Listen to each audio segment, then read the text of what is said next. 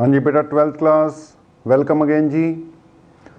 तो यार electromagnetic induction करने के बाद अब हम कहाँ पहुँच गए, इसकी नेक्स्ट स्टेज यानी कि अल्टरनेटिंग करंट पे। यूनिट बेटा अभी यही चल रही है, EMI एंड AC। EMI वाला पार्ट हमने खत्म किया, उसी से रिलेटेड होती है। EMI पढ़ोगे तभी अल्टरनेटिंग करंट क्लियर होता है, इसलिए पहले EMI पढ़ाया जाता है, इलेक्ट्रोमैग्नेटिक इंडक्शन। उसके बाद कहाँ पहुँच गए हम, AC पे। न्यूमेरिकल वाला चैप्टर अगेन खूब न्यूमेरिकल करने पड़ेंगे, इजी है, इंटरेस्टिंग है, हो जाएगा, कोई ज़्यादा दिक्कत आने नहीं वाली।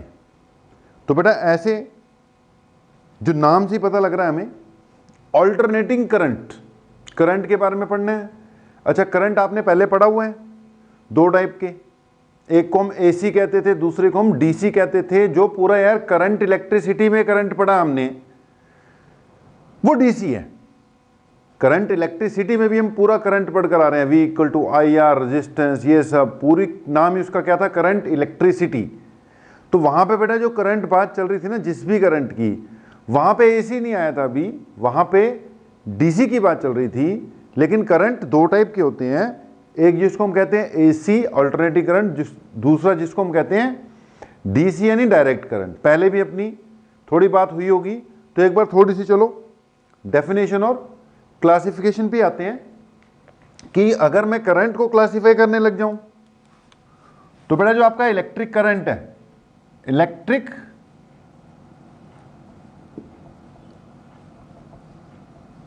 करंट जो है उसको मैं बेसिकली दो कैटेगरीज में बांट सकता हूं। एक बीच में ना तीसरी कैटेगरी की भी बात आ जाती है, थोड़ा सा चलो वो बता देंगे, ज्यादा नहीं। तो करंट को हम अगर दो कैटेगरी में बांटें तो एक तो हो गया बेटा आपका DC, DC यानी डायरेक्ट करंट, एक हो गया AC, AC यानी अल्टरनेटिंग करंट। अच्छा, एक बीच की भी स्टेज होती है जिसको हम कहते हैं ट्रांजिएंट करंट। ट्रांजिएंट करंट पे ज्यादा बात नहीं करेंगे, हैं इसकी बातें भी खैर करने के लिए, लेकिन वो सिलेबस से बाहर है। कॉम्पिटिटिव के लिए एक अलग लेक्चर लगेगा, उसमें करा दिया जाएगा आपको ट्रांजिएंट करंट के बारे में थोड़ा सा। ओके, यहां पे वैसे ही बता देंगे ये क्या चीज है, इसका कंसेप्ट बता देंगे। तो यार DC AC मेन करंट है आपके, ट्रांजिएंट करंट की बात मैं कर दूंगा। DC वो करंट है विच does not change its direction। यार जो अपनी डायरेक्शन चेंज ना करे वो डायरेक्ट करे, मतलब जो टर्मिनल पॉजिटिव है वो पॉजिटिव ही रहेगा, जो टर्मिनल नेगेटिव है वो नेगेटिव ही रहेगा, उसमें कोई चेंज नहीं आएगा। वो डायरेक्ट करंट हो गया यार। जो हमारा सेल या बैटरी से करंट हम ऑब्टेन करते हैं ना, अब इसमें ये है कि इसका ये एंड पॉजिटिव है तो पॉजिटिव ही है, नेगेटिव है तो नेगेटिव ही है। अगर मैंने किसी सर्किट के साथ इसको कनेक्ट कर दिया तो बेटा ये एंड पॉजिटिव एक बार लगा दिया, वो पॉजिटिव का पॉजिटिव ही रहता है, नेगेटिव का नेगेटिव ही रहता है, उसमें कोई चेंज नहीं आता। मैग्नीट्यूड में वेरिएशन हो सकती है, मैग्नीट्यूड में वेरिएशन हो सकती है, लेकिन डायरेक्शन में तो कोई वेरिएशन नहीं होनी। वैसे बेटा परफेक्ट DC हो, फॉर अ परफेक्ट DC, उसके मैग्नीट्यूड में भी वेरिएशन नहीं आनी चाहिए, वो परफेक्ट DC होगा, बढ़िया, आइडियल। लेकिन हां, मैग्नीट्यूड में वेरिएशन आ जाए फिर भी हम उसको, अगर डायरेक्शन चेंज नहीं होती लेकिन मैग्नीट्यूड में वेरिएशन आ जाए, फिर भी वो रहेगा कौन सा, DC की कैटेगरी में रहेगा। अब आओ जरा AC की डेफिनेशन पे, जो हमारा मेन टारगेट है। यार AC की जो बेसिक डेफिनेशन है, ध्यान से सुन लेना, वो यही है कि it is that type of current which very continuously. सबसे पहली बात तो इसमें क्या हमने बोला, इट वेरीज कंटिन्यूसली, मतलब इसके मैग्नीट्यूड में भी कंटिन्यूसली क्या होता रहे, चेंज होता रहे, which varies continuously and reverses periodically, very continuously very करे एंड रिवर्सेस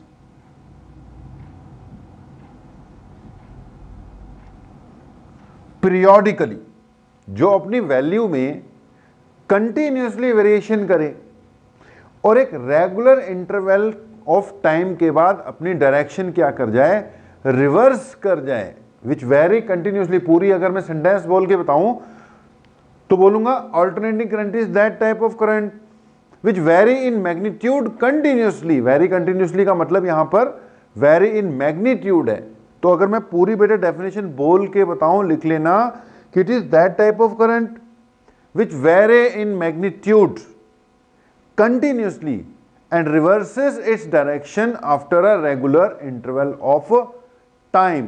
जो अपनी डायरेक्ट मैग्नीट्यूड जिसका कंटिन्यूसली वेरी करता रहे और जो अपनी डायरेक्शन को एक रेगुलर इंटरवल ऑफ टाइम के बाद क्या करे, रिवर्स करे। हम थोड़ी देर बाद एसी पे आ जाएंगे, इन चीजों को जल्दी छोड़ने वाले हैं। ओके, डीसी की बात हो गई, ज्यादा उस पर लटकते नहीं है,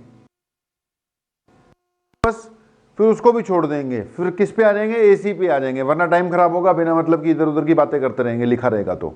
ओके, तो ट्रांजिएंट करंट की बात, बेटा ट्रांजिएंट का मतलब होता है चेंजिंग स्टेट, एक स्टेट से दूसरी स्टेट की ओर अगर चेंज हो रहा है तो हम उसको कहेंगे ट्रांजिशन हो रही है।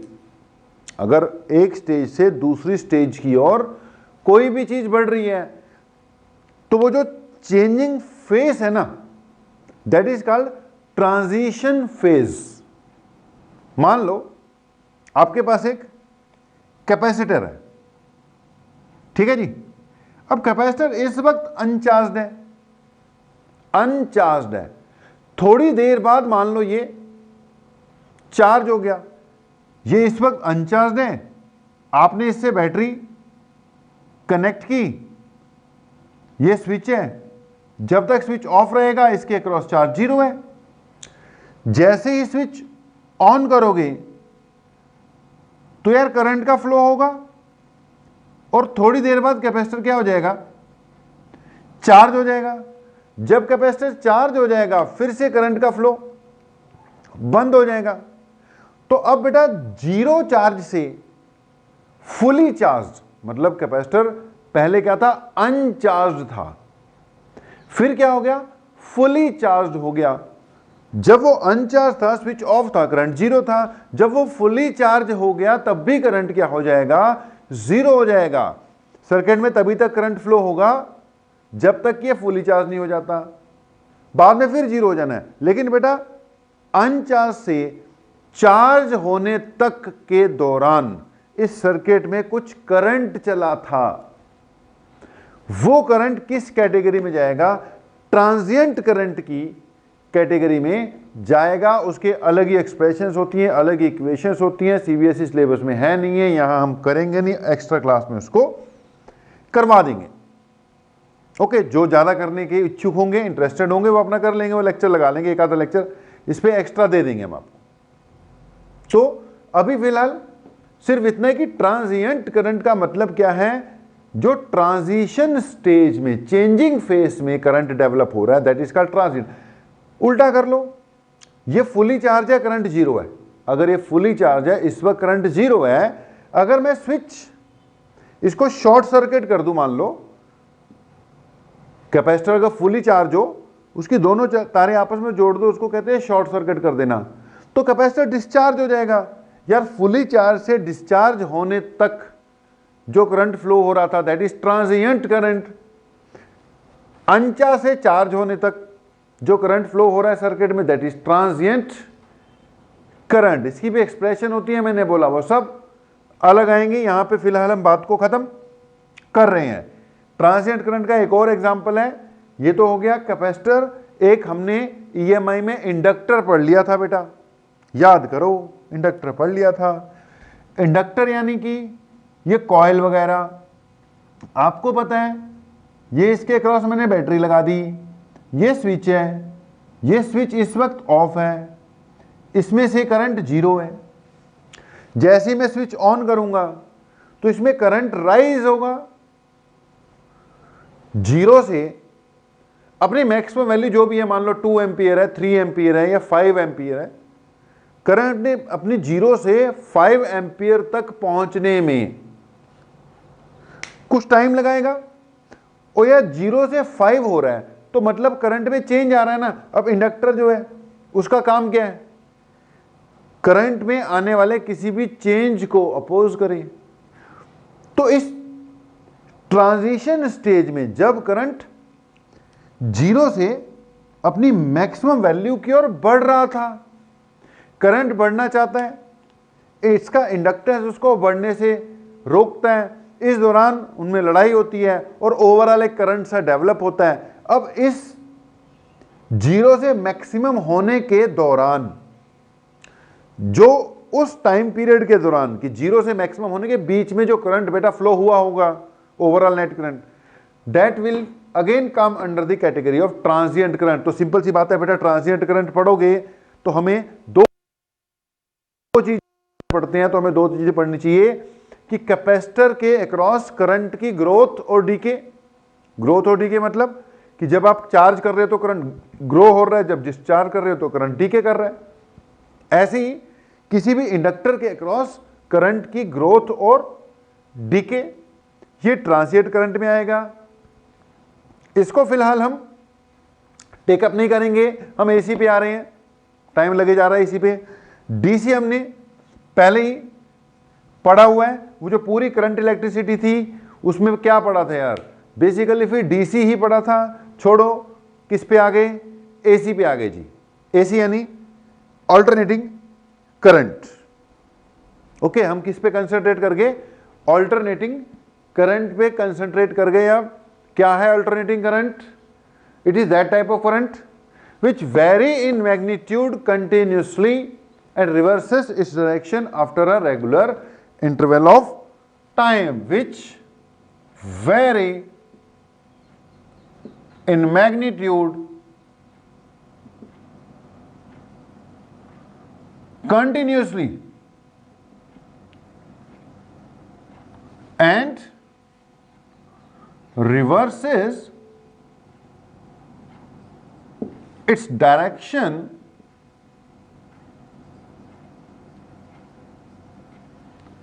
after a regular interval of time. It is that type of current which vary in magnitude continuously and reverses its direction after a regular interval of time. अगर मैं यहां पर एक बार ग्राफ पे रिप्रेजेंट करूं मेरे भाई, इस तरफ टाइम, इस तरफ करंट। ओके जी, अगर बेटा करंट ऐसे बना दिया तो ये मैग्नीट्यूड में भी कांस्टेंट है, समय के साथ इसके मैग्नीट्यूड में कोई चेंज नहीं आ रहा है, मैग्नीट्यूड फिक्स का फिक्स है।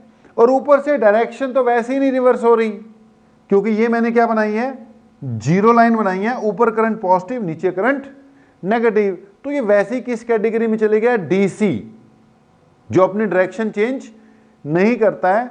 और ये तो बिल्कुल परफेक्ट है, ना तो इसका मैग्नीट्यूड चेंज हो रहा है ना ही इसकी डायरेक्शन चेंज हो रही है। तो ये बड़ा ही परफेक्ट वाला डीसी है मेरे भाई, इसको कहते हैं स्टेडी डीसी। कैसा डीसी, स्टेडी डीसी। ओके, अगर करंट कुछ ऐसा शो कर दिया तो ये मैग्नीट्यूड में वेरिएशन शो कर रहा है, कम ज्यादा हो रहा है, लेकिन पॉजिटिव का पॉजिटिव ही है। तो ये भी किस कैटेगरी में रहेगा, डीसी की कैटेगरी में रहेगा। हाँ, बस थोड़ा सा वेरी कर रहे हैं, इसलिए इसको क्या लिख दिया हमने, वेरिंग डीसी लिख दिया। अगर भाई ये नीचे हो जाए तो भी डीसी है, स्टेडी डीसी है। नेगेटिव है, लेकिन नेगेटिव का नेगेटिव ही है ना, ये पॉजिटिव है, पॉजिटिव का पॉजिटिव ही है। और ये क्या हुआ, ये फिर से वेरिएबल डीसी है क्योंकि डायरेक्शन रिवर्स नहीं हो रही। जब तक डायरेक्शन रिवर्स नहीं होती, positive negative negative positive positive negative नहीं होता, तब तक वो डीसी की कैटेगरी में रहेगा, एसी की कैटेगरी में नहीं आएगा मेरे भाई।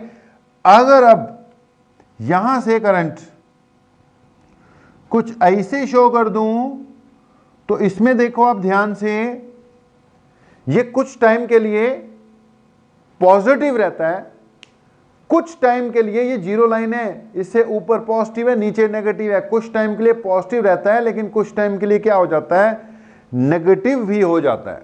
तो कुछ टाइम के लिए पॉजिटिव, कुछ टाइम के लिए नेगेटिव, कुछ टाइम के लिए पॉजिटिव, कुछ टाइम के लिए नेगेटिव। मैग्नीट्यूड तो इसका कंटिन्यूसली क्या हो रहा है, चेंज हो रहा है, कभी पॉजिटिव कभी नेगेटिव, कभी कम कभी ज्यादा। देखो मैक्सिमम हुआ, जीरो हुआ, नेगेटिव मैक्सिमम हुआ, जीरो हुआ। ये जो लाल वाला है ये किस कैटेगरी में जा रहा है, ये जा रहा है आपका एसी की कैटेगरी में। This is alternating current. फिर से देख लो, that type of current which varies in magnitude continuously and reverse its direction after a regular interval of time। ये जाएगा किस कैटेगरी में, एसी करंट की कैटेगरी में। तो डीसी ट्रांजिएंट सब कुछ छोड़ो और अपने आप को किस पे लेकर आओ, टोटली ऑल्टरनेटिंग करंट पे बेटा लेकर आओ। तो किस पे आ रहे हैं फिर, ऑल्टरनेटिंग करंट पे ही आ रहे हैं हम। सब कुछ कर लेंगे, मैथमेटिकल एक्सप्रेशन और उससे रिलेटेड कई टर्म्स। पहला लेक्चर बड़ा ही यार आपको पता है बेसिक वाला होता है, तो ये भी आपका लेक्चर फर्स्ट वाला बिल्कुल बेसिक वाला ही रहेगा। इसी से बेस बनना है, इसमें की हुई चीजें फर्स्ट लेक्चर में बेटा किए हुए पॉइंट्स। अब मान लो कि आपको थ्रू आउट जब तक एसी वाला चैप्टर चलेगा उसमें काम आएंगे, तो थोड़ा सा चीज़ों को ध्यान से ऑब्जर्व करना, ध्यान से नोट करना और ध्यान से अपना समझ लेना। ठीक है जी। तो एसी की बात करें बेटा, कई टाइप के एसी बनाते हैं हम, ऑल्टरनेटिंग करंट। अब कई टाइप के होंगे लेकिन हम सबसे पहले बेसिक से वाले पे कंसंट्रेट करेंगे, उसी को डिस्कस करेंगे। अदरवाइज अगर सबसे बेसिक वाले करंट एसी करंट की बात करूं तो इसी टाइप का बनाते हैं हम। याद करो, साइन या कॉस के ग्राफ। तो ये एक तरह का साइन का क्या है, ग्राफ है। ठीक है, ये एक तरह से आपका साइन का क्या है, ग्राफ है। बड़े छोटे नहीं होने चाहिए, बड़े छोटे बन जाते हैं भाई। आप कॉपी की लाइंस के हिसाब से बना लेना, बराबर बराबर होने चाहिए। ओके। अब कभी कभी बुक्स में कुछ ऐसा भी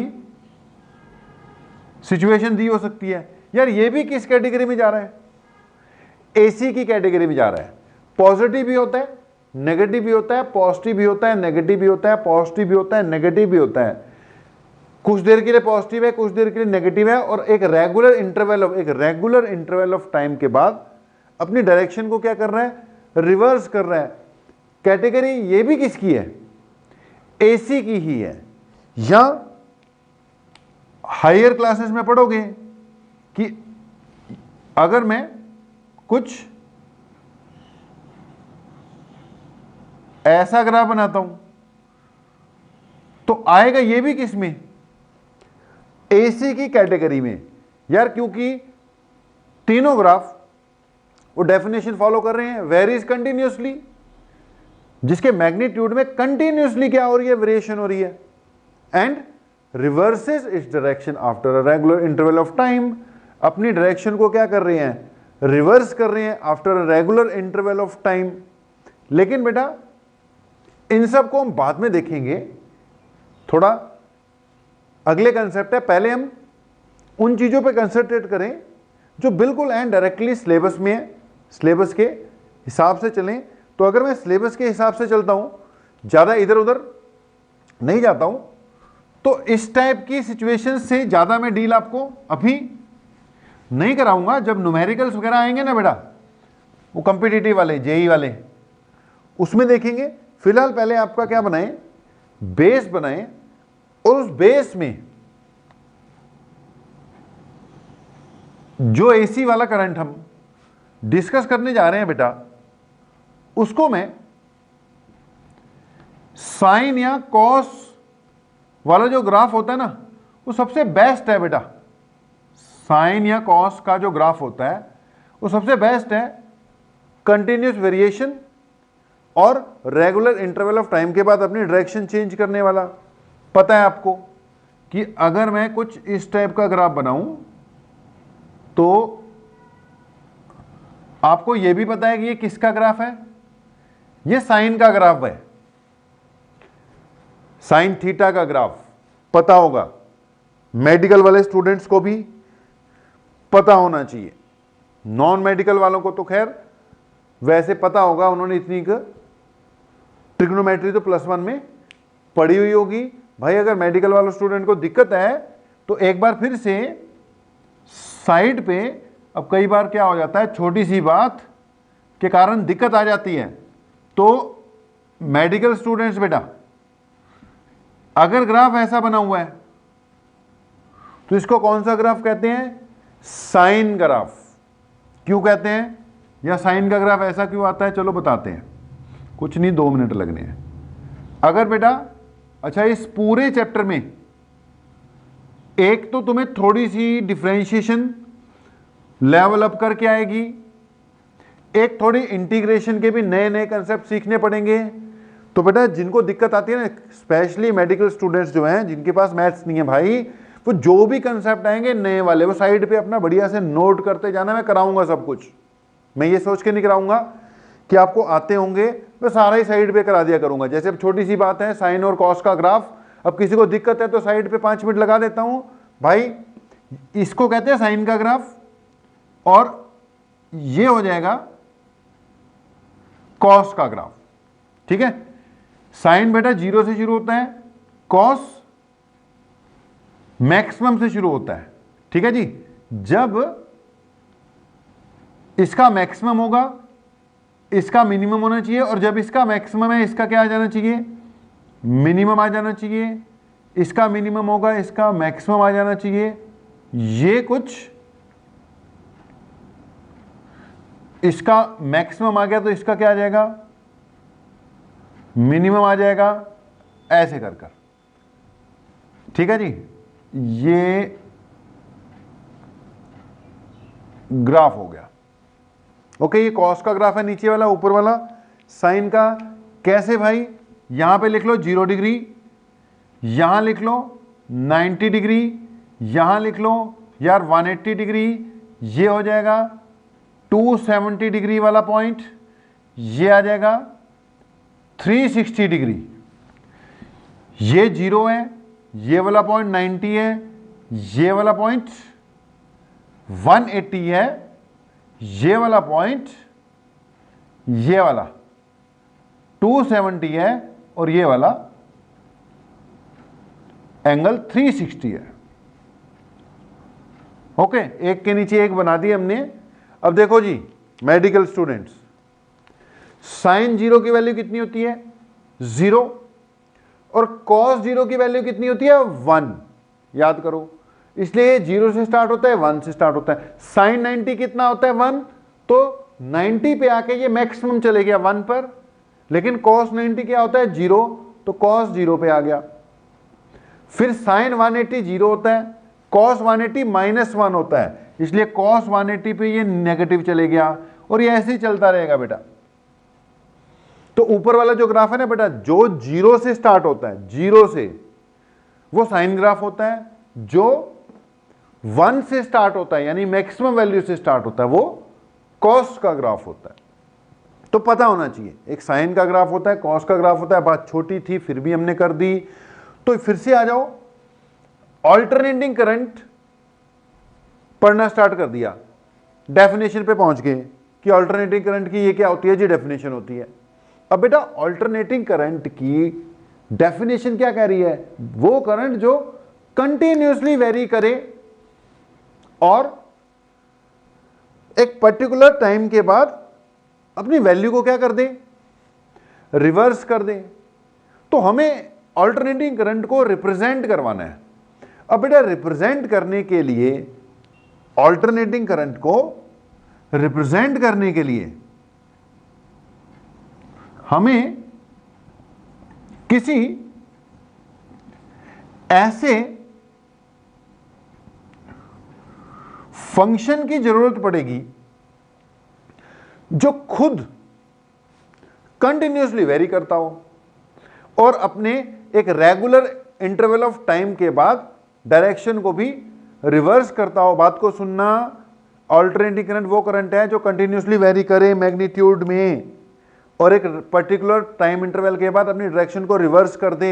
फिर उसके बाद मैंने बोला भैया ठीक है डेफिनेशन पढ़ ली, अब डेफिनेशन थोड़ी पढ़ते रहेंगे, करंट को रिप्रेजेंट भी तो करना पड़ेगा। अब वो जो डीसी था उसको तो रिप्रेजेंट कर दिया आई से, ठीक है, या बड़े आई से। अब ये वेरी थोड़ी करता है, डायरेक्ट करंट वेरी नहीं करता। आई लिख दिया तो लिख दिया, आई की वैल्यू 5 है तो 5 ही रहेगी ना, चाहे कैपिटल आई लिख चाहे स्मॉल आई लिख। लेकिन भाई एसी करंट को तूने आई लिख दिया, इससे बात थोड़ी बनेगी।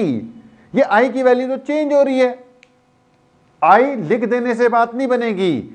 यहां तो लिख दिया I equal to V by R, भैया वोल्टेज कांस्टेंट है, आर कांस्टेंट है, आई भी क्या रहेगा, कांस्टेंट रहेगा। इसमें वेरिएशन लाओगे तो जाके इसमें वेरिएशन आनी है।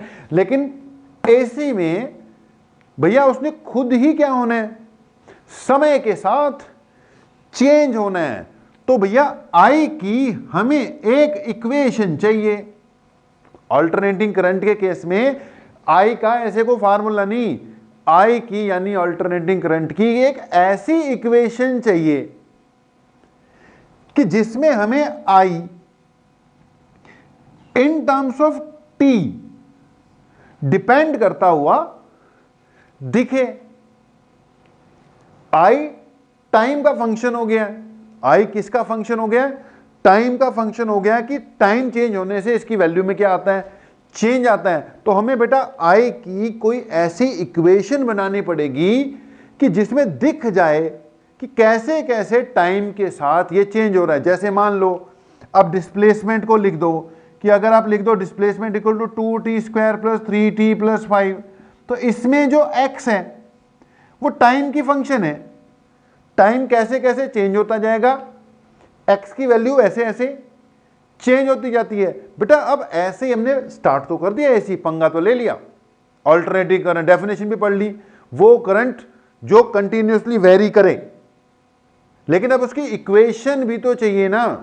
तो बेटा मैं बात कर रहा हूं कि हमने करंट की डेफिनेशन तो कर ली, लेकिन अब उसको रिप्रेजेंट भी तो करना है। अब उसको रिप्रेजेंट करने के लिए हमें एक ऐसा फंक्शन चाहिए होगा जो खुद कंटिन्यूअसली क्या करता हो, वेरी करता हो, यानी उसमें चेंज आता हो, और एक रेगुलर इंटरवल ऑफ टाइम के बाद रिवर्स भी करता हो। अब तुम्हारी आंखों के सामने पहले लिख दिया मैंने यार साइन, अब ये साइन है ना, साइन, और ये किसका मैं बोल रहा हूं, कॉस का। तो यार साइन और कॉस ऐसे फंक्शन है जो एंगल बढ़ने के साथ साथ अपनी वैल्यू को कंटिन्यूअसली क्या करते हैं, चेंज करते हैं, और एक रेगुलर इंटरवल ऑफ एंगल के बाद रिवर्स भी करते हैं। अब देख लो जो आपका साइन का ग्राफ है ये कंटिन्यूअसली वेरी कर रहा है, कंटिन्यूअसली वेरी कर रहा है, और 180 के बाद रिवर्स कर रहा है, फिर कंटिन्यूअसली वेरी करते करते करते 180 के बाद फिर से क्या हो जाता है, पॉजिटिव हो जाता है। 180 पे हुआ, फिर 180 प्लस 180 360 हो गया ना, फिर से 180 पे हुआ। यानी ये हर 180 डिग्री के बाद, यानी पाई रेडियन के बाद अपनी वैल्यू को क्या करते हैं, रिवर्स करते हैं, अपनी वैल्यू को रिवर्स करते हैं। ऐसी कॉस के साथ भी है यार, कॉस भी कंटिन्यूअसली वेरी कर रहा है और एक रेगुलर एंगल के बाद अपनी वैल्यू को क्या कर रहा है, रिवर्स कर रहा है। तो साइन कॉस को हमने देखा कि यार ये पीरियोडिक हैं, कंटिन्यूअसली वेरी करते हैं, रिवर्स भी करते हैं, और हमारा जो अल्टरनेटिंग करंट है वो भी क्या है, ये कंटिन्यूसली वेरी करता है और एक रेगुलर इंटरवल ऑफ टाइम के बाद अपनी वैल्यू को रिवर्स भी करता है। तो फिर हम ये देख रहे हैं कि साइन और कॉस फंक्शंस को हम अल्टरनेटिंग करंट को रिप्रेजेंट करने के काम में ला सकते हैं बेटा। साइन और कॉस को हम अल्टरनेटिंग करंट को यानी कि एसी को रिप्रेजेंट करने के काम में ला सकते हैं। मैं बोल रहा था यहां पर कि यार ये एसी है, कैसे? कंटिन्यूसली वेरिंग और reversing its direction after regular interval of time. ये भी क्या है? एसी की कैटेगरी ही है। क्यों? Continuously varying and reversing its direction after a regular interval of time. और ऊपर से ये भी क्या है? Continuously varying reversing its direction after regular interval of time. यानी कि ये एसी है और ये साइन है, यानी साइन एसी को रिप्रेजेंट करने के काम में लाया जा सकता है। ये भी एसी है और ये कॉस है, यानी कॉस भी अल्टरनेटिंग करंट को रिप्रेजेंट करने के काम में लाया जा सकता है। साइन के ग्राफ में बेटा इस तरफ एंगल है और इस तरफ उस साइन थीटा की वैल्यू है। इस तरफ एंगल है और इस तरफ कॉस थीटा की वैल्यू है। लेकिन करंट के लिए इस तरफ क्या है यार? टाइम है। इधर क्या है? टाइम। और इधर क्या है बेटा? करंट की वैल्यू। तो अगली बात यह है बेटा जी, इतना तो क्लियर हो गया कि अल्टरनेटिंग करंट को रिप्रेजेंट करने के लिए साइन का यूज किया जा सकता है। अल्टरनेटिंग करंट को रिप्रेजेंट करने के लिए साइन का यूज किया जा सकता है। यार करके देख लो। मैंने बोला करंट को रिप्रेजेंट करने के लिए साइन थीटा का यूज कर लेते हैं, कर लिया। या फिर कॉस थीटा का कर लेते हैं। लेकिन यहां पे अभी एक पंगा है। पंगा क्या है? कि यहां एंगल है लेकिन मुझे करंट की वेरिएशन एंगल के साथ नहीं भाई। करंट की वेरिएशन किसके साथ चाहिए? टाइम के साथ चाहिए, एंगल के साथ नहीं, टाइम के साथ चाहिए। लेकिन एंगल को टाइम में कन्वर्ट करना कोई इतना ज्यादा मुश्किल काम है नहीं है।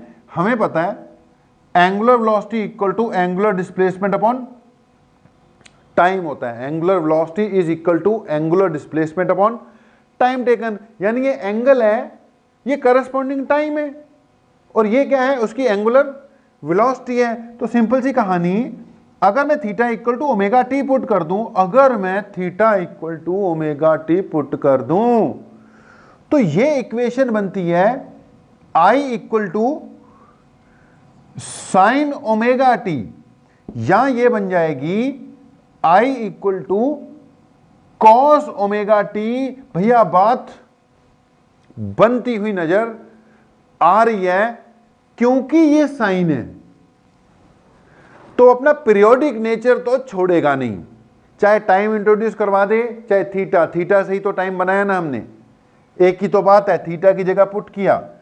ये कॉस है, पीरियोडिक नेचर तो इसने अपना छोड़ना नहीं है। लेकिन बेटा जी अब इसमें टाइम आ गया ना, तो कहा जा सकता है कि करंट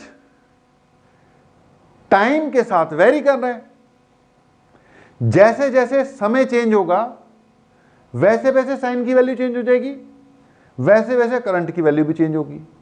और साइन की वैल्यू बढ़ते बढ़ते बढ़ते मैक्सिमम जाती है, फिर घटती भी है, फिर नेगेटिव भी जाती है। तो करंट की वैल्यू भी बढ़ते बढ़ते बढ़ते मैक्सिमम जाएगी, घटेगी, फिर नेगेटिव भी जाएगी। मतलब इस टाइप की इक्वेशन अल्टरनेटिंग करंट को रिप्रेजेंट करने के काम में आ सकती है, या कह लो आएगी।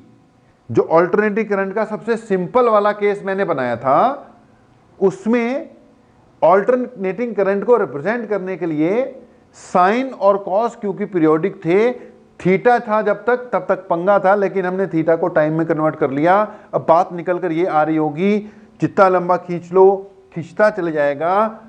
बात निकल कर ये आती है कि अब हमें थोड़ी सी डिस्कशन करने के बाद ये क्लियर हो गया कि साइन थीटा और कॉस थीटा को टाइम के फॉर्म में कन्वर्ट कर कर हम ऑल्टरनेटिंग करंट को रिप्रेजेंट करवा सकते हैं, ऑल्टरनेटिंग करंट को रिप्रेजेंट करवा सकते हैं।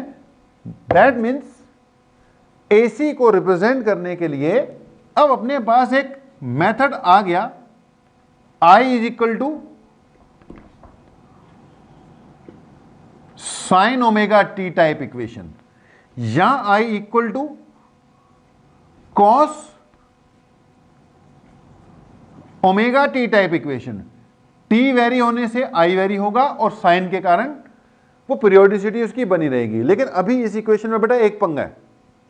पंगा ये है कि जो साइन है ना, साइन या जो कॉस है, इसकी मैक्सिमम वैल्यू 1 होती है, 1 से ज्यादा नहीं हो सकती। तो मैक्सिमम वैल्यू 1 होती है, या +1 हो जाएगी या -1 हो जाएगी, ऐसे ही कॉस के साथ है। तो बेटा अगर इसको इस फॉर्म में रिप्रेजेंट करूंगा तो जो भी मेरा अल्टरनेटिंग करंट है उसकी मैक्सिमम वैल्यू 1 एम्पियर रहेगी। लेकिन ऐसा जरूरी नहीं है कि हर बार जो भी मेरे पास करंट होगा उसकी मैक्सिमम वैल्यू 1 एम्पियर रहे। तो इसमें थोड़ी सी मॉडिफिकेशन करेंगे हम। अगर इस इक्वेशन के साथ यहां पर आई नॉट लगा दें, या इस इक्वेशन के साथ यहां पर आई नॉट लगा दें, तो ये अपने आप में ऑल्टरनेटिंग करंट को रिप्रेजेंट करने वाली एक परफेक्ट सी इक्वेशन बन जाती है। साइन आ जाने से ये ऑल्टरनेटिंग करंट जो है पूरी तरह से रिप्रेजेंट होता रहेगा, क्योंकि साइन का मतलब continuously varying reversing its direction after a regular interval of time, क्योंकि बीच में अब टाइम इंट्रोड्यूस हुआ ही हुआ है। कॉस का मतलब भी वही है, reversing its direction periodically and varying its direction continuously.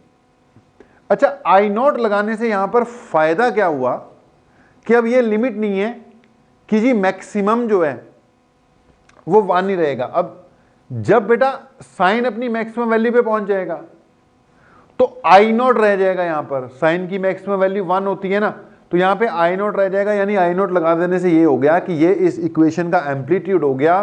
Current की मैक्सिमम वैल्यू आई नॉट होगी, minimum value minus I not होगी। करंट आई नॉट और माइनस आई नॉट के बीच में वेरी करता रहेगा, कंटिन्यूसली वेरी भी करेगा, रिवर्स भी करेगा रेगुलर इंटरवल ऑफ टाइम के बाद। कहने का मतलब ये दो इक्वेशंस जो हैं, these can be used to represent alternating current। अब मैंने यहां तक पहुंचने में 20-25 मिनट लगा दिए, लेकिन यार एक बार ही लगनी है ना, कंसेप्ट तो क्लियर हुआ।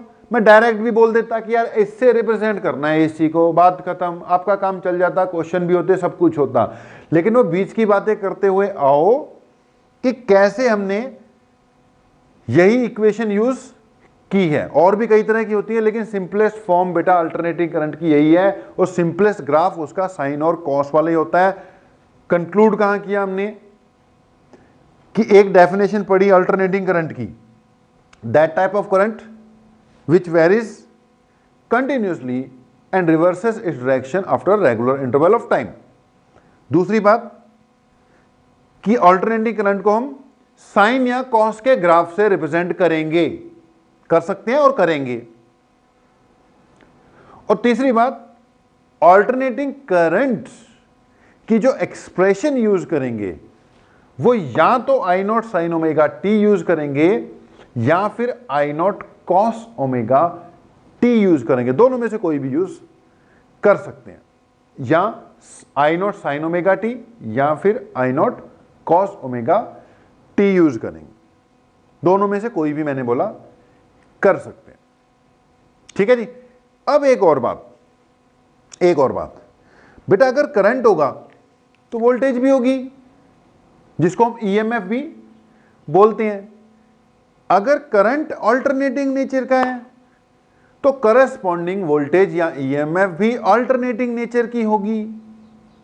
ठीक है जी, अगर बेटा करंट है तो करस्पॉन्डिंग वोल्टेज भी आएगी ना। तो करस्पॉन्डिंग वोल्टेज अगर I equal to I naught sine omega t है तो करस्पॉन्डिंग वोल्टेज होगी ई फॉर ईएमएफ है, E naught sine omega t. अच्छा एक बात ध्यान से सुनना, अगर करंट साइन में चल रहा है तो जरूरी नहीं है वोल्टेज साइन में ही चलेगी, वो कॉस में भी चल सकती है। वो डिपेंड करता है कि किस डिवाइस में से वोल्टेज पास की जा रही है या करंट पास किया जा रहा है, वो आगे चलकर देखेंगे। फिलहाल मैंने करंट अगर साइन से है तो वोल्टेज को भी साइन से ही रिप्रेजेंट करवा दिया है। मैंने बोला जरूरी नहीं है कि अगर किसी सर्किट में करंट फ्लो हो रहा है और करंट की इक्वेशन साइन की है तो ऐसा कोई जरूरी नहीं है कि वोल्टेज की इक्वेशन भी साइन की ही होगी। हो भी सकती है, जरूरी नहीं है। क्योंकि हो भी सकती है तो मैंने फिलहाल तो इसको ई नॉट साइन ओमेगा टी ही लिखा है। ओके, ऐसे ही अगर ये कॉस से रिप्रेजेंट किया हुआ है तो करस्पॉन्डिंग वोल्टेज की कुछ ना कुछ वैल्यू तो आएगी, लेकिन ऐसा कोई जरूरी नहीं है कि अगर करंट कॉस में है तो वोल्टेज भी कॉस में ही चलेगी। वो साइन में भी हो सकती है, कॉस में भी हो सकती है, तो जरूरी नहीं है। लेकिन फिलहाल चलो हमने इसको साइन और उसको भी क्या लिख दिया, साइन ही लिख दिया। अगर ये कॉस है तो उसको भी लिख दिया कॉस में। पॉइंट ये था कि अगर बेटा करंट अल्टरनेटिंग है तो वोल्टेज भी अल्टरनेटिंग ही होगी। अगर वोल्टेज अल्टरनेटिंग है तो करंट भी क्या होगा, अल्टरनेटिंग ही होगा। ये तो श्योर है ना, अगर अल्टरनेटिंग करंट है तो वोल्टेज करस्पॉन्डिंग भी क्या होगी, अल्टरनेटिंग ही होगी। अब वो साइन से भी हो सकती है, कॉस से भी हो सकती है, अगर उसको साइन से रिप्रेजेंट किया हुआ है, कुछ भी हो सकता है। ओके, अब एक और बात कि अगर अल्टरनेटिंग वोल्टेज है या अल्टरनेटिंग करंट है, हम दोनों केसेस में वर्ड अल्टरनेटिंग करंट यानी एसी ही यूज करते हैं, बस वो नोटेशन है। अगर अल्टरनेटिंग वोल्टेज लगी हुई है तो उसके लिए एवी वर्ड ऐसे करके अलग से यूज नहीं करते, उसके लिए बोल देते हैं अल्टरनेटिंग वोल्टेज। क्या बोल देते हैं, अल्टरनेटिंग वोल्टेज, या बोल देते हैं एसी वोल्टेज। ठीक है, उसको क्या बोल देते हैं, एसी वोल्टेज। बोलने में तो गलत हो जाएगा, अल्टरनेटिव इसका मतलब तो हो गया अल्टरनेटिव करंट वोल्टेज, उसको एवी बोलना चाहिए, भैया बोल लो। लेकिन नेमिंग जो है करंट के हिसाब से हुई है, वो बात दूसरी है। करस्पॉन्डिंग वोल्टेज जो है वो भी अल्टरनेटिंग होगी, कहते हैं उसको वोल्टेज हो, करंट हो, कहते हैं उसको एसी है। एसी वोल्टेज, एसी करंट, तो उस पर ज्यादा आपने कंफ्यूज नहीं होना। फिर वही बात, इधर उधर की बातें छोड़ते हुए सीधा फिर से काम की बात पे आओ। इस वक्त जो आपकी आंखों के सामने लिखा हुआ है, ये अल्टरनेटिंग करंट या वोल्टेज को रिप्रेजेंट करने की इक्वेशंस लिखी हुई हैं। इससे रिप्रेजेंट करना है हमने किसी भी करंट या वोल्टेज को। मैंने बोला चाहे साइन से रिप्रेजेंट कर दो, चाहे कॉस से रिप्रेजेंट कर दो, कोई फर्क नहीं पड़ता। सिचुएशन पे डिपेंड करता है, कहीं कॉस यूज करना होता है, कहीं पर साइन यूज करना होता है। मैं कोई एक लेकर बात को आगे बढ़ाने की कोशिश करता हूं। ओके, मैंने बोला बेटा साइन कॉस से कोई फर्क नहीं पड़ता, लेकिन चलो मैं साइन लेके बातों को समझाने की कोशिश में लगता हूं। मान लेते हैं ये कोई भी ऑल्टरनेटिंग करंट है बेटा,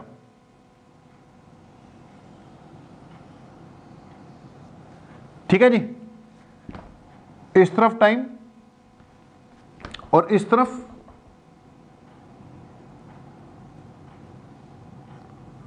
करंट को रिप्रेजेंट कर दिया, ठीक है। एक तरफ टाइम, एक तरफ करंट है। ओके, ऐसे ही यहां मैं वोल्टेज बनाता हूं, वोल्टेज में कॉस वाली बना देता हूं, कोई फर्क नहीं पड़ता। वोल्टेज मैंने कॉस से रिप्रेजेंट करा दी, मान लो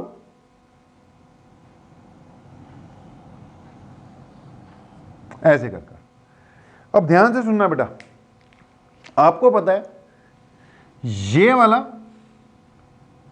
एंगल 0 डिग्री है। अब एंगल और टाइम में सीधे सीधे रिलेशन होती है।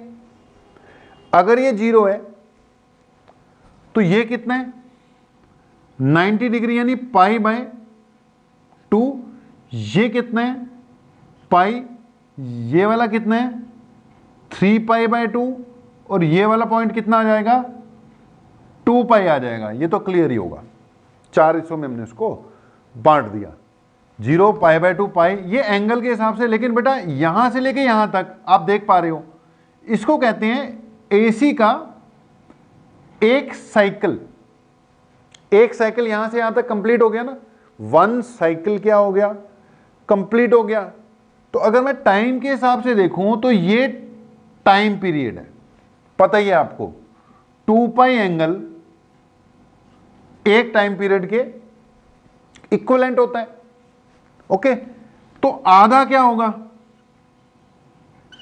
t/2 होगा। जो पाई एंगल है वो किसके इक्वल होता है t/2 के इक्विवेलेंट होता है। ओके, और ये वाला पॉइंट फिर t/4 होगा और ये वाला पॉइंट 3t/4 होगा। वो अंडरस्टैंडिंग होगी आपको कि अगर मैं π/2 करूंगा तो इसका मतलब ये t/4 होगा और 3π/2 मतलब ये 3t/4 होगा। लेकिन अब अगर साइन थीटा कॉस थीटा हो तो एंगल यूज होते हैं, लेकिन अगर बेटा टाइम का कंसेप्ट हो तो टाइम यूज होगा ना। तो ये वाला टाइम 0 है मेरे भाई, ये वाला टाइम t/4 है, ये वाला टाइम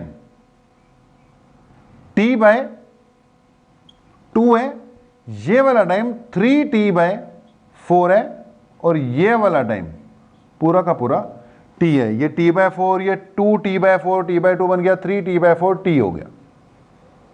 ठीक है जी, ध्यान से सुनना अगली बात। अगर ये करंट है और ये मैंने क्या बोला था वोल्टेज है, ईएमएफ, वी सेट नोट करो, ई सेट नोट करो, दोनों चलेगा। अब अगली बात सुनना, साइन से रिप्रेजेंट कर रहे हैं ना, तो अगर ये करंट है बेटा जी तो इसकी करस्पॉन्डिंग जो इक्वेशन है करंट की वो होगी I is equal to I0 sine omega t. और अगर ये वोल्टेज को रिप्रेजेंट कर रहा है और ये दिख ही रहा है आपको, कॉस के ग्राफ से रिप्रेजेंट करवाया मैंने बोला था फर्क कोई नहीं पड़ता, बात एक ही है। इसकी इक्वेशन क्या बनेगी फिर, voltage E equal to E0 cos omega t, वो I equal to I0 sine omega t है, ये E is equal to E0 cos omega t है। अब अगली बात सुनना बेटा, करंट हो वोल्टेज हो, इसमें ये जो I है ना I, it is called instantaneous value of current. ये जो I है ये क्या है इंस्टेंटेनियस वैल्यू। इंस्टेंटेनियस वैल्यू मतलब वैल्यू ऑफ करंट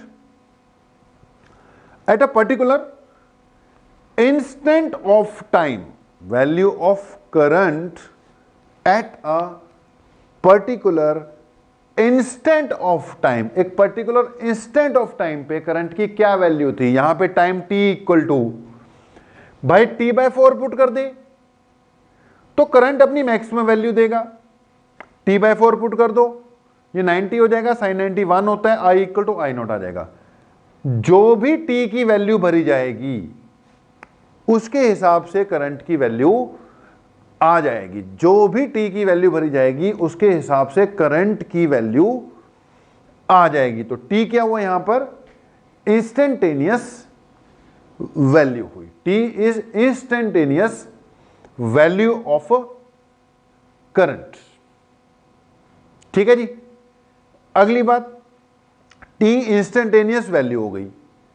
अब यहां पर बेटा जी जो ये आई नॉट है ना, आई नॉट, इसको हम कहते हैं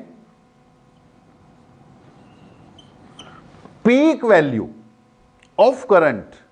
आप वर्ड करंट एम्पलीट्यूड यूज करो तो भी चलेगा, peak value of current use करो तो भी चलेगा, लेकिन सबसे ज्यादा अब इस चैप्टर में आई नोट को हम क्या बोला करेंगे, पीक वैल्यू बोला करेंगे। करंट एम्पलीट्यूड भी बोलते हैं, समझ जाना, कई बार न्यूमेरिकल में करंट एम्पलीट्यूड बोल देगा तो करंट एम्पलीट्यूड भी बोला जा सकता है, लेकिन आई नोट को वैसे हम क्या बोला करेंगे, पीक वैल्यू। तो दो बातें हैं, आई इंस्टेंटेनियस वैल्यू है, टाइम टी पे क्या वैल्यू आएगी, टी कुछ भी हो सकता है, वो तो कुछ भी हो सकता है, हर पल, इंस्टेंट का मतलब पल, instantaneous value, value at a particular instant, यानी एक पर्टिकुलर इंस्टेंट ऑफ टाइम पर, एक पल पे इसकी क्या वैल्यू आ रही थी।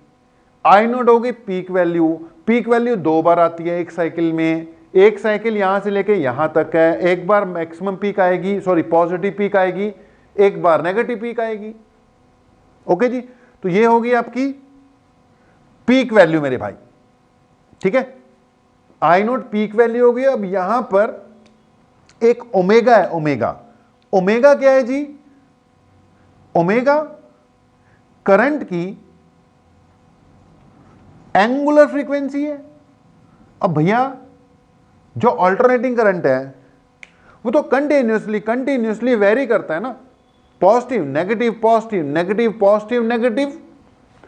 तो alternating current positive negative continuously vary कर रहा है, ऑसिलेट कर रहा है, तो उसकी कुछ ना कुछ फ्रीक्वेंसी होगी। अब ये इसकी यहां से यहां तक पहुंच गया, हम इसको कहेंगे एक साइकिल कंप्लीट हो गया। और फ्रीक्वेंसी क्या होता है, एक सेकंड में कितने साइकिल कंप्लीट करता है वो इसकी फ्रीक्वेंसी होती है। तो भैया कोई भी अल्टरनेटिंग करंट होगा उसकी कुछ ना कुछ पीक वैल्यू होगी, कोई भी अल्टरनेटिंग करंट होगा उसका कुछ ना कुछ टाइम पीरियड होगा, कोई भी अल्टरनेटिंग करंट होगा उसकी कुछ ना कुछ फ्रीक्वेंसी होगी। तो इस ओमेगा के बीच में तीनों बातें छिपी हुई हैं। ओमेगा एंगुलर फ्रीक्वेंसी है, ओमेगा आपको पता ही है 2 पाई बाय टाइम पीरियड होता है, तो यहां से टी क्या हो गया, इसका टाइम पीरियड हो गया। ठीक है जी। अब omega equal to 2 pi nu भी होता है, तो न्यू इसकी क्या हो गई, फ्रीक्वेंसी हो गई। तो कोई भी अल्टरनेटिंग करंट होगा मेरे भाई, उसका टाइम पीरियड और उसकी फ्रीक्वेंसी तो पता होनी चाहिए ना। अब एक्सप्रेशन में ओमेगा दिख रहा था, हमने ओमेगा से शुरुआत की, ओमेगा निकलेगा तो टाइम पीरियड निकल जाएगा, क्योंकि omega equal to 2 pi t होता है। ओमेगा पता होगा तो बेटा फ्रीक्वेंसी भी निकल जाएगी, टाइम पीरियड का उल्टा कर दो वहां से भी फ्रीक्वेंसी आ जाएगी, या omega equal to 2 pi nu से भी फ्रीक्वेंसी आ जाएगी। टाइम पीरियड भी यूज कर सकते हो, एंगुलर फ्रीक्वेंसी भी यूज कर सकते हो, फ्रीक्वेंसी भी यूज कर सकते हो, मगर मेरे भाई जो सबसे ज्यादा यूज होगी वो क्या होगी, किसी भी अल्टरनेटिंग करंट की फ्रीक्वेंसी यूज होगी। भाई सब बता दिया। अब अगर मुझे बताना ना मेरे पास ऐसे ऐसे मेरा अल्टरनेटिंग करंट है जी, तो मुझे उसकी पीक वैल्यू पता होनी चाहिए, मुझे उसकी फ्रीक्वेंसी पता होनी चाहिए। इंस्टेंटेनियस वैल्यू का तो कोई पता नहीं होता, वो तो हर पल क्या होती रहती है, चेंज होती रहती है। इंस्टेंटेनियस वैल्यू तो हर पल क्या होती है, चेंज होती रहती है। वो तो कभी कुछ जो मैं बताऊंगा किसी को कि यार मेरे पास ये जो अल्टरनेटिंग करंट है हमारे यहां आ रहा है, तो क्या बताऊंगा, इसकी फ्रीक्वेंसी इतनी है, इसकी पीक वैल्यू इतनी है। मैं इसकी पीक और फ्रीक्वेंसी बता सकता हूं। फ्रीक्वेंसी बता दिया तो मतलब टाइम पीरियड उसी में से आ गया, या उस एंगुलर फ्रीक्वेंसी उसी में से। मैं तो सिर्फ क्या बता सकता हूं कि भाई पीक इतनी है और टाइम पीरियड इतना है, या फ्रीक्वेंसी इतनी है। इंस्टेंटेनियस तो फिर अपने आप मौके के हिसाब से आएगी ना, जैसे जो टाइम भरोगे उसके हिसाब से इंस्टेंटेनियस वैल्यू आएगी।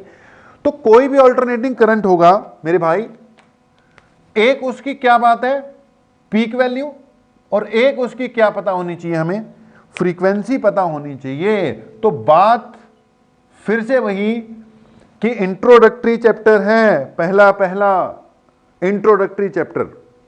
ठीक है, इंट्रोडक्टरी चैप्टर नहीं, सॉरी इंट्रोडक्टरी लेक्चर। चैप्टर तो पूरा ही चलेगा। इंट्रोडक्टरी लेक्चर है आज का, सारा बेस तो आज ही बनना है। आज का लेक्चर लगा होगा तो आगे दिक्कत नहीं आएगी। बीच में से शुरू कर दो, हो जाता है, न्यूमेरिकल हो जाते हैं, लेकिन वो कंसेप्ट क्लैरिटी नहीं आती। तो पहला लेक्चर तो वैसे जरूरी होता है मेरे भाई। तो कोई भी अल्टरनेटिंग करंट है, उसकी डेफिनेशन हमें क्लियर है, वो वाला करंट जो अपनी वैल्यू को कंटिन्यूसली क्या करता रहे, वेरी करता रहे, और जिसकी value regular interval of time के बाद अपनी डायरेक्शन को रिवर्स कर जाए। कर गई, अब करेगी तो यार साइन और कॉस से रिप्रेजेंट कराना पड़ गया, साइन और कॉस से रिप्रेजेंट कराना पड़ गया, इक्वेशन भी आ गई। इक्वेशन आ गई तो मैंने बोला कोई भी अल्टरनेटिंग करंट होगा उसकी दो बातें पता होनी चाहिए मुझे, एक उसकी पीक वैल्यू, एक उसकी फ्रीक्वेंसी। करते कराते कहां तक पहुंचे कि अल्टरनेटिंग करंट को किससे रिप्रेजेंट करना है, I equal to I naught sine omega t से। आई नोट इसकी पीक है, न्यू इसकी फ्रीक्वेंसी है, जो किसके अंदर छुपी हुई है, ओमेगा के अंदर। Omega equal to 2 pi nu है।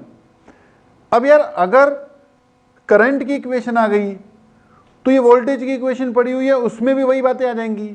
वोल्टेज भी तो कंटिन्यूसली क्या कर रही है, वेरी कर रही है। ओके, तो उसके हिसाब से अब बेटा ये जो E है, E दिस वन, देखो साइन से करो कॉस से रिप्रेजेंट करो, कोई फर्क नहीं पड़ता, बातें वही रहेंगी। इसको भी कॉस से रिप्रेजेंट कर दो तो भी कोई फर्क नहीं पड़ेगा, बातें वही रहेंगी। टाइम पीरियड को कोई फर्क नहीं पड़ेगा, फ्रीक्वेंसी को कोई फर्क नहीं पड़ेगा, पीक वैल्यू को भी कोई फर्क नहीं पड़ेगा। साइन कॉस से फर्क नहीं पड़ता। अब कब साइन लगना है कब कॉस लगना है वो आगे चलकर आ ही जाना है, बताएंगे। ओके, तो मैं कह रहा था अगर हमने करंट की बात कर रहे हैं भाई, करंट अल्टरनेटिंग है तो करस्पॉन्डिंग वोल्टेज भी क्या है, अल्टरनेटिंग है। ये सेम करंट की वोल्टेज हो सकती है। मैंने बोला था अगर करंट साइन से चल रहा है तो वोल्टेज कॉस से भी रिप्रेजेंट हो सकती है उसी सेम करंट की। तो ये सेम करंट की वोल्टेज हो सकती है, हो गई मान लो ये सेम करंट की वोल्टेज है। अब इसमें फिर वही बात कि यार ये जो E है ये इसकी क्या हुई,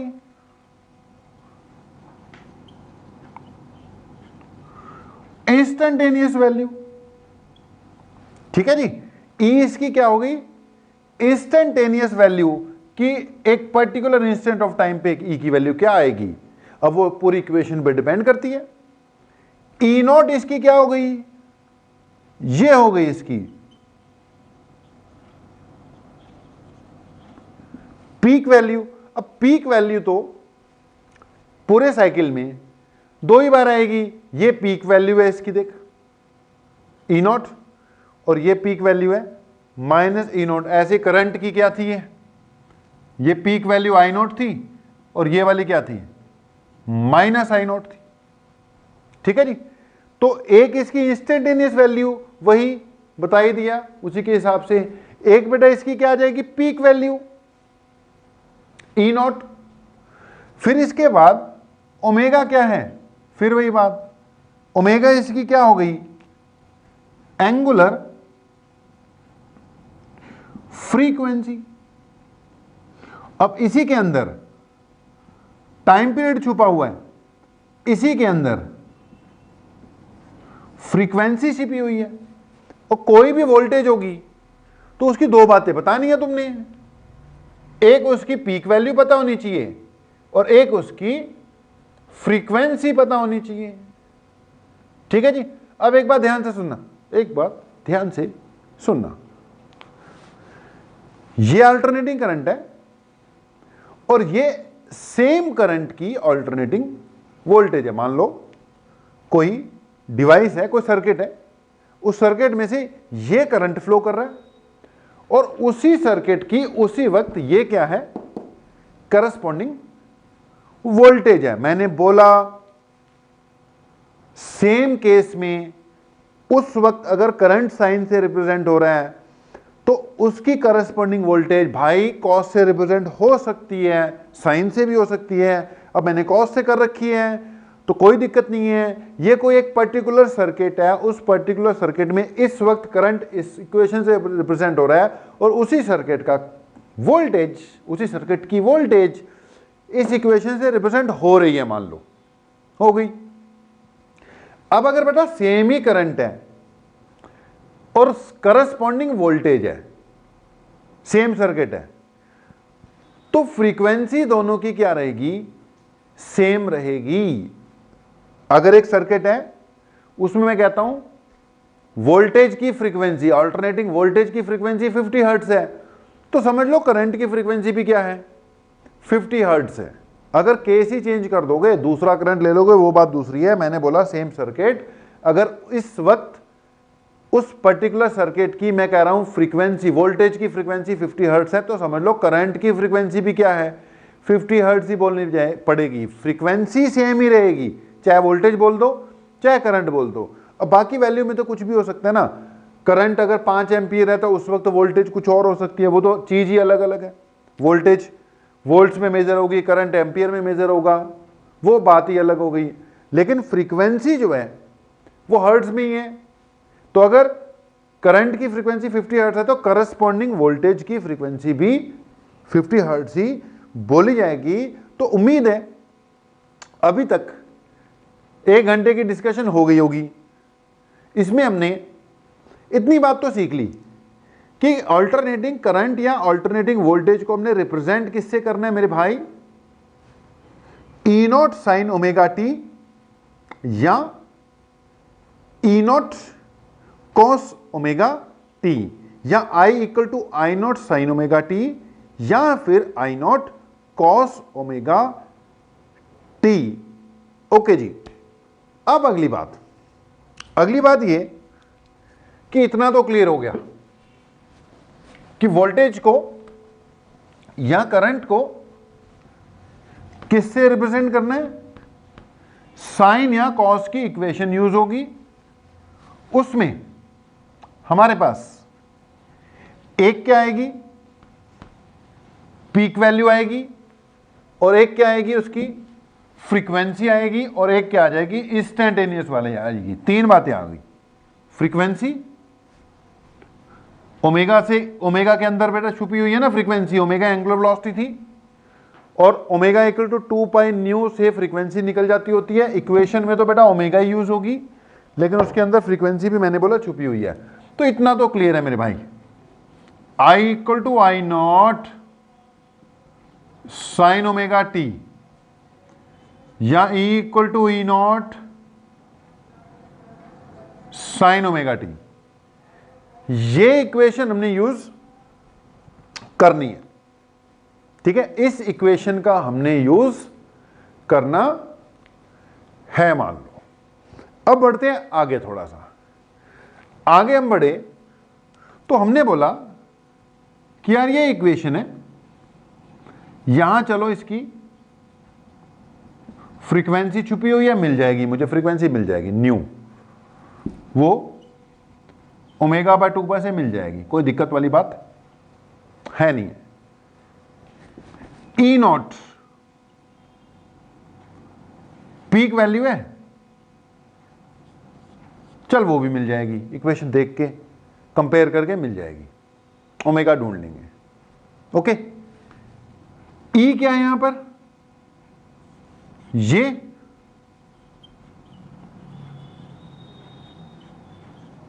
इंस्टेंटेनियस वैल्यू है, ये भी चलो ढूंढ लेंगे, पेन नीचे गिर गया कोई बात नहीं, उसको भी ढूंढ लेंगे। तो इंस्टेंटेनियस वैल्यू है ये। अब बेटा अगली बात ये है कि जो ई नोट है ना, वो तो साइकिल पे सिर्फ 2 बार आती है। एक बार एक साइकिल में करंट हो या वोल्टेज, इसकी बेटा जो मैक्सिमम वैल्यू है वो तो सिर्फ 2 ही बार आती है। अब मैंने किसी को बताना है कि हमारे घर में इतने वोल्टेज का एसी आ रहा है। अच्छा, अपने घरों में पता होगा आपको, ऑल्टरनेटिंग करंट ही हम यूज कर रहे हैं, ठीक है जी, हम एसी यूज कर रहे हैं, ऑल्टरनेटिंग करंट। अब अगर किसी को बताना है कि इतनी वोल्टेज का एसी आ रहा है, तो यार वोल्टेज कौन सी बताऊं, इंस्टेंटेनियस बताने का कोई फायदा नहीं है, क्योंकि उसमें क्या बताऊंगा, इंस्टेंटेनियस वैल्यू तो हर पल क्या होती है, चेंज होती है। इंस्टेंटेनियस वैल्यू तो हर पल क्या होती है, चेंज होती है, कोई फायदा नहीं है। पीक वैल्यू बता सकते हैं, लेकिन बेटा पीक वैल्यू का भी कोई ज्यादा फायदा नहीं होता, क्योंकि पीक वैल्यू तो पूरे साइकिल में सिर्फ 2 बार ही आती है, एक बार पॉजिटिव पीक आती है, एक बार नेगेटिव पीक आती है। तो मैं ये कहना चाहता हूं, अगर हमें अपनी वोल्टेज की या अपने करंट की वैल्यू बतानी है तो ये तो कंटिन्यूसली कभी कम ज्यादा ज्यादा ज्यादा ज्यादा, फिर कम कम कम कम कम कम कम, फिर ज्यादा ज्यादा ज्यादा ज्यादा ज्यादा, ये ऐसे होता रहता है। तो बेटा हमें इसकी कुछ एवरेज सी वैल्यू की बात करनी पड़ेगी जो हम किसी को बता सकें। जैसे जब भी हम किसी को बताते हैं ना कि हमारे यहां कितनी वोल्टेज आती है, तो कितनी बताते हैं? 220, पता होगा इतना तो कि हमारे घरों में 220 वोल्ट का एसी आता है। ओवरऑल इसकी रेटिंग होती है 220 वोल्ट 50 हर्ट्ज। अब देखो फ्रीक्वेंसी की भी बात अपनी हो चुकी है। तो भैया अपने यहां पर इंडिया में जो वोल्टेज आती है उसकी रेटिंग होती है 220 वोल्ट 50 हर्ट्ज। यूएस में ये आती है 110 वोल्ट 60 हर्ट्ज। ठीक है, कुछ कंट्रीज हैं वहां पे जो स्टैंडर्ड वोल्टेज चलती है 110 वोल्ट 60 हर्ट्ज चलती है। अपने यहां 220 वोल्ट 50 हर्ट्ज चलती है। अब मैं किसी को बताऊंगा कि यार हमारे यहां कितनी वोल्टेज आ रही है, 220 वोल्ट 50 हर्ट्ज आ रही है। 50 हर्ट्ज तो फ्रीक्वेंसी होगी, अब 220 वोल्ट क्या है? 220 वोल्ट क्या पीक वैल्यू है? नहीं, ये पीक वैल्यू नहीं है, हम पीक नहीं बताते। हमें, मैंने बोला, कोई एवरेज सी वैल्यू बतानी पड़ेगी, तो ये वो एवरेज ही है। तो अगली बात जो अपनी है, शायद हम इस लेक्चर में पूरी बात वो नहीं कर पाएंगे।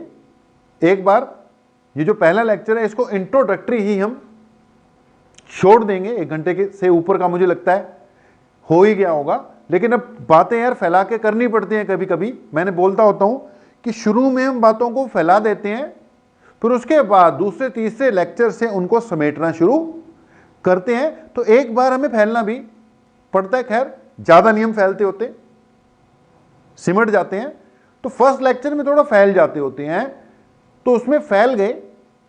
लेकिन चलो बातें बहुत बोल दी, उससे क्या कंसेप्ट की क्लैरिटी तो होगी ना।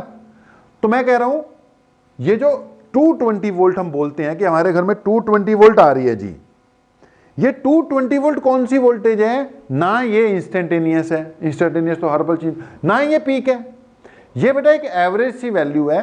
तो अगली बात ये है, मैंने बोला जो नेक्स्ट अपना टारगेट होगा, हमें 2 वोल्टेजेस डिफाइन करनी होंगी, 2 वोल्टेजेस डिराइव भी करनी होंगी। एक जिसको मैं बोलूंगा एवरेज वैल्यू ऑफ एसी। अब वो करंट की भी एवरेज निकालेंगे, वोल्टेज की भी निकालेंगे। ठीक है, average value of alternating current. और एक बेटा हम निकालेंगे root mean square value of AC.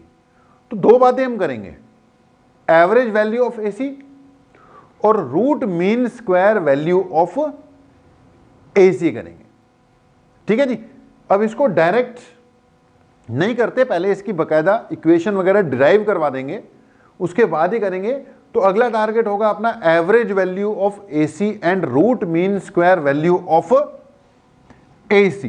बाकी चलते चलते एक बात बता देते हैं कि हमारे घर में जो वोल्टेज आ रही है, अपने घरों में जो 220 वोल्ट के हिसाब से जो वोल्टेज आ रही है, उसकी जो इक्वेशन बनती है वो बनती है मेरे भाई E is equal to 311 sine 100 pi t. ये वो वोल्टेज है, वो आपके घरों में आ रही है। मैंने बोला जो 220 वैल्यू है, 220 वोल्ट है, ये आरएमएस वैल्यू है। अब ये क्या है, ये नेक्स्ट लेक्चर में करते हैं, डेरिवेशन वगैरह करेंगे इसकी। 220 वोल्ट आरएमएस वैल्यू है। आरएमएस वैल्यू से जब मैं पीक निकालूंगा तो 311 के करीब आएगी। यानी अपने घर में जो वोल्टेज आती है उसकी पीक वैल्यू कितनी होती है? 311 वोल्ट, 301 वोल्ट। फ्रीक्वेंसी कितनी होती है? 50 हर्ट्ज। फ्रीक्वेंसी कितनी होती है? 50 हर्ट्ज। तो बेटा ओमेगा इक्वल टू क्या होता है? 2 पाई न्यू। तो omega equal to 2 pi nu कितना? 50। अब 50 इंटू 2 कितना हो गया? 100 हो गया, इसलिए फिर ओमेगा इक्वल टू 100 पाई बन गया। तो अपने पास इक्वेशन क्या थी? E naught sine omega t. Omega की जगह क्या आ गया? 100 पाई, साथ में क्या आ गया? टी। तो भाई जो आपके घर पे वोल्टेज आ रही है उसकी पीक वैल्यू याद रख लो कितनी है। पीक वैल्यू कितनी है? 311 वोल्ट। जो 220 वोल्ट है वो उसकी आरएमएस वैल्यू है। RMS root mean square value है। इक्वेशन ये होती है। 311 वोल्ट 2 बार आती है। कई बार क्या होता है? करंट लग जाता है, बंदा बच जाता है। कई बार करंट लगता है, बंदा खत्म हो जाता है। भाई वो किस्मत की बात है। जब उसको करंट लगा, जिस इंस्टेंट पे बंदे को करंट लगा, अगर पीक वाला लग गया 311 वोल्ट तो ज्यादा नुकसान हो जाता है। लेकिन कभी कभी एक पर्टिकुलर इंस्टेंट ऐसे भी हो सकता है कि जब वो करंट लो वैल्यू पे होगा तो वो बंदा बच भी सकता है। खैर ये सब कुछ इतनी तेजी से होता है। अगर आपने आधे सेकंड के लिए भी पकड़ा रखा तो पीक वैल्यू भी मिल जाएगी, छोटी भी वैल्यू मिल जाएगी। तो आपके घर में जो वोल्टेज आ रही है उसकी इक्वेशन याद करो क्या है? 311 साइन 100 पाई टी। 50 हर्ट्ज की फ्रीक्वेंसी है, 220 वोल्ट उसकी आरएमएस है। पीक कितनी बनेगी? 311 बनेगी। कैसे बनेगी वो रिलेशन बता देंगे, अपने आप निकाल लोगे। अब तक के लिए इतना ही, ज्यादा कुछ बेटा हुआ नहीं आज। खैर लेकिन हाँ, एसी एसी एसी और उसकी जो इक्वेशन है E naught sine omega t या I naught sine omega t, वो आपके माइंड में जरूर फिट हो गई होगी। ओके, तो बैक टू बैक 2 लेक्चर आएंगे बेटा। पहला लेक्चर आज हो गया, कल फिर से क्या आ रहा है? लेक्चर ही आ रहा है। 2 लेक्चर लगाओगे, उसके बाद डाउट्स पे आएंगे। ठीक है जी, तो अब तक के लिए इतना ही। आप लोगों का बहुत बहुत धन्यवाद। Thank you very much.